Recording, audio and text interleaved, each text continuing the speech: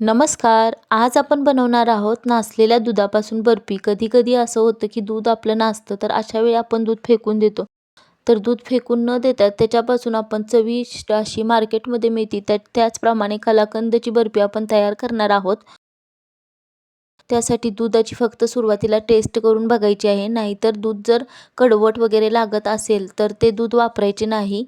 जर दुधाची रेग्युलर पनीरसारखं लागत असेल, तर ते दूध वापरून आपण त्याच्यापासून मिठाई तयार करू शकतो. तर सुरुवातीला इथे दुधातून पनीर वेगळं करून घेतलेलं आहे आणि 1 ते 2 पाण्याने स्वच्छ करून घेतलेलं आहे. अशा प्रकारे आपल्याला इथे इतके असे 1 वाटीभर पनीर तयार करून मिळालेले आहे. तर हे आपण एक 10 ते 15 मिनिटासाठी निथरवून ठेवणार आहोत, जेणेकरून त्यातील पाणी चाळणीच्या सहाय्याने बाहेर निघून जाईल.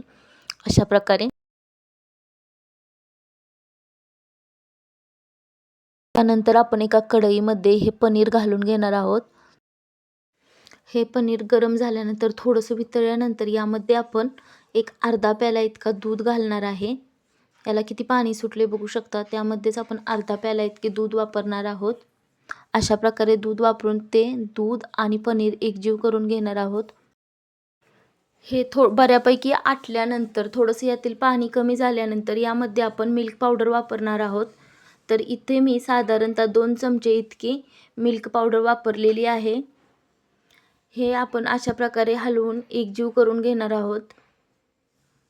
तुम्ही बघू शकता ह्याची थिकनेस चांगली वाढलेली आहे. यातील पाणी बऱ्यापैकी आटलेले आहे. आता यामध्ये आपण आवडीनुसार साखर घालणार आहोत. तर इथे मी 2 ते 3 चमचे इतकी साखर घातलेली आहे. तुम्हाला जर साखर कमी अधिक करू शकता, पण इथे मी खूप गोड न करता साधारण नॉर्मल इतकी साखर वापरलेली आहे. तुम्ही इथे पिठी साखर देखील वापरू शकता.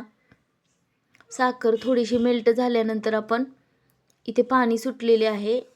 पण आता आपल्याला या साखरेला थोडंसं पाकात रूपांतर होईपर्यंत शिजवून घेणार आहोत. त्यानंतर यामध्ये आपण चवीनुसार वेलची पावडर पण घालणार आहोत. वेलचीमुळे आपल्या मिठाईला खूप छान टेस्ट येते. इथे जर तुमच्याजवळ केवडा इसेन्स असेल ते वापरले तरी चालू शकते. माझ्याजवळ नाही, मी ते वापरणार नाही. त्यानंतर यात आपण आवडीनुसार ड्रायफ्रूट वापरणार आहोत. हे थोडंसं पाणी आटल्यानंतर किंवा थोडंसं पाकात रूपांतर झाल्यानंतर यामध्ये आपण ड्रायफ्रूट वापरणार आहोत. ह्याला साखरेच्या पाकात आपली पाक तयार होऊन वडी पडल्या पाहिजेत, अशा प्रकारे आपण शिजवून घेणार आहोत.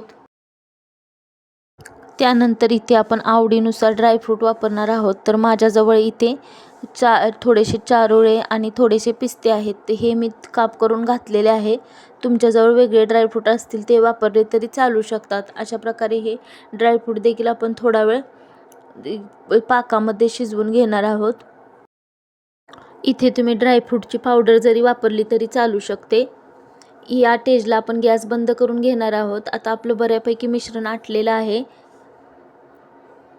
आता इथे गॅसची फ्लेम बंद करून थोडंसं थंड होण्यासाठी ठेवूया. एक वाफ थोडीशी गेल्यानंतर आपण याला एका टीनमध्ये सेट करून घेणार आहोत.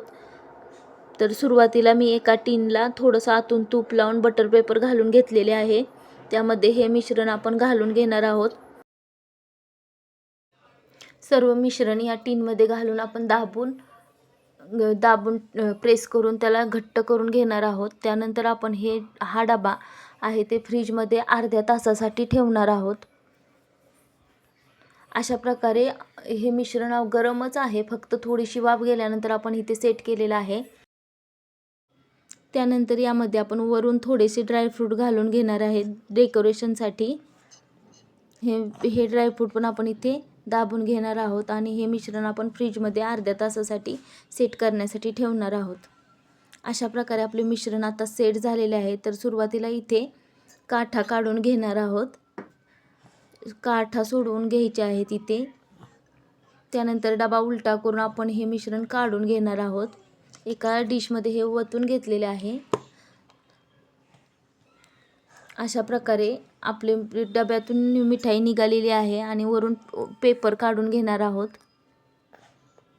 हे बटर पेपर काढून घेतल्यानंतर आपली मिठाई बऱ्यापैकी सेट झालेली आहे आणि ते आपल्या आवडीनुसार आपण आता ह्याची तुकडे करून घेणार आहोत स्क्वेअर शेपमध्ये. अशा प्रकारे आपण नासलेल्या दुधापासून छान अशी चविष्ट मिठाई कलाकंद तयार करू शकतो. ही मिठाई चवीला खूप छान झालेली. तुमच्याजवळ देखील दूध फटलेले असेल, नासलेले असेल तर त्याला फेकून न देता अशा प्रकारे मिठाई करू शकतो. ही मिठाई आपण 8 ते 10 दिवसासाठी स्टोअर करू शकतो. यामध्ये मिल्क पावडर, दूध हे वापरल्यामुळे याला ना खूप क्रीमी टेक्स्चर येतं आणि चवीला देखील खूप छान बनते. व्हिडिओ कसा वाटला? व्हिडिओ आवडल्यास लाईक, शेअर अँड सबस्क्राईब. असे छान छान व्हिडिओ पाहण्यासाठी माझ्या चॅनलला सबस्क्राईब करा आणि तुम्ही ही रेसिपी नक्की ट्राय करा. अशा प्रकारे आपल्या दुधाच्या वड्या पडलेल्या आहेत आणि बघू शकता आपली मिठाई अगदी विकतच्या मिठाईसारखी लागत आहे. चवीला तर खूप छान झालेली आहे आणि वड्या देखील चांगल्या पडलेल्या आहेत.